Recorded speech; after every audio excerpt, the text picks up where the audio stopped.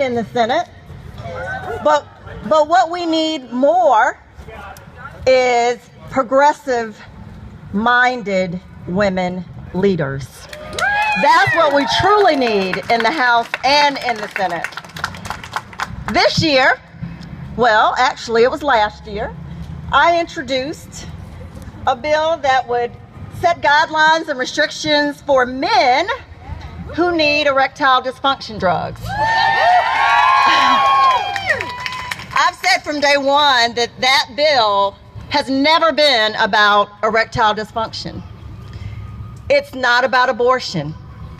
It's about getting government out of these very personal, deeply private decisions that should be between a woman, her family, her health care provider, and God.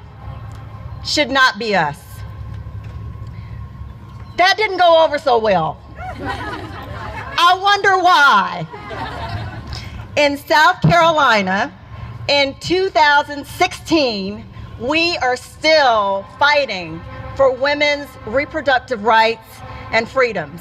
We are still fighting hypocrisy and double standards. We've got a long way to go. Last week proved that we have a long, long way to go. Some folks say that my bill is a waste of our time and our tax dollars. Well. What do you know? They finally come around. Absolutely it is. But it's no more wasteful than what we did last week. No more shameful or pitiful or horrible than what we did last week. The thing about this 20-week ban is that it won't pass constitutional muster. And, you know, it's 2016, y'all. When are we going to get over this? When are we going to stop doing this? The time is now. I've said from day one, it's not about erectile dysfunction. It's not about abortion. It's about equal rights, equal freedom, and it's about getting government out. We advocate and we talk about smaller government. Let's be about smaller government. I'm all for that. And I believe that everybody standing behind me and people across South Carolina, women and men,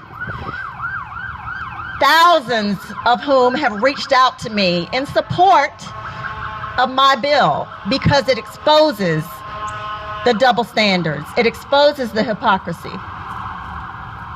And it reminds us that if we are concerned, as we claim and profess to be, about women's reproductive rights and reproductive health and sexual health, why aren't we equally concerned about men's? Thank you for allowing me to be here today. I've got to head back up to the State House and consider some very important legislation that we have before us, but I stand with you. I have from day one, and I will continue to do that. Thank you.